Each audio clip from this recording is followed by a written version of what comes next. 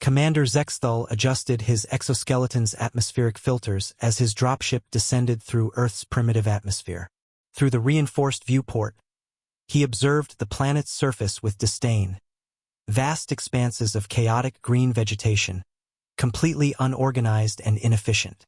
His three-eyed gaze swept across the tactical display showing his invasion force. 12,000 Kytherian shock troopers, armed with plasma weaponry and powered armor that had conquered 17 worlds. Pitiful, he muttered in his native tongue, mandibles clicking with amusement. The Galactic Council's intelligence reports were accurate. This species hasn't even cleared their landmasses for proper civilization. The preliminary bombardment had been surgical, targeting only the humans' military installations and population centers. Standard protocol demanded leaving the infrastructure intact for colonization. What remained was this green chaos. Dense forests and jungles that the humans apparently lived alongside rather than eliminated. Zexthal's tactical officer, Subcommander Velnox, transmitted from the adjacent dropship. Sir, our thermal scans detect scattered human heat signatures throughout these vegetated areas. Shall we deploy atmospheric incendiaries to clear the terrain? Negative, Zexthal replied, his voice carrying the confidence of a warrior who had never known defeat. We'll demonstrate Kytherian superiority by hunting them through their own primitive landscape. Deploy ground forces at coordinates 77 Alpha. These jungle dwellers will surrender once they witness the futility of hiding among plants. The dropships touched down in a clearing beside what Earth's databases identified as the Amazon rainforest. Zexthal's boots made contact with soil for the first time, an oddly organic sensation that his homeworld's metallic surfaces had never provided.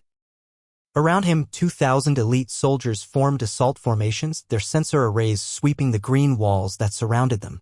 Energy weapons at maximum efficiency, Zexthal commanded. Advance into the vegetation.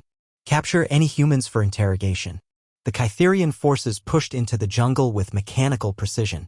Their sensors could detect movement at 300 meters, their armor could deflect most projectile weapons, and their plasma rifles could vaporize organic matter instantly. What could possibly challenge such technological superiority? The first sign of trouble came 20 minutes into their advance. Private Gothmar simply vanished. One moment his signal appeared on their tactical network, the next moment nothing. No weapon discharge, no distress call, no explosion. Gothmar, report, Zexthal's voice crackled through the comm system. Silence. Within the next hour, 17 more soldiers disappeared. Zexthal's confidence began to waver as he realized their sensors were useless in this environment. The dense vegetation created blind spots, while the abundant wildlife generated countless false readings. Every bird call, every rustling leaf, every insect buzz masked potential threats. Sir, Velnox's voice carried unusual tension. We're detecting coordinated movement patterns. These humans appear to be using the jungle itself as a weapon system. Zexthal was about to respond when something struck his helmet with tremendous force. He stumbled, vision blurring, as a figure emerged from what had appeared to be a moss-covered log. The human was covered in vegetation and mud, making him nearly invisible. More shapes materialized from the green chaos, not walking out of hiding places, but literally becoming visible as living parts of the jungle revealed themselves as warriors. These weren't the soft city dwellers from the intelligence reports. These humans moved like predators, their faces painted with natural pigments, their weapons primitive but devastatingly effective in close quarters. They had turned their planet's wilderness into the ultimate tactical advantage. Impossible, Zexthal gasped as plasma fire erupted around him. They're using biological camouflage and terrain manipulation without any technology. The battle was over within minutes.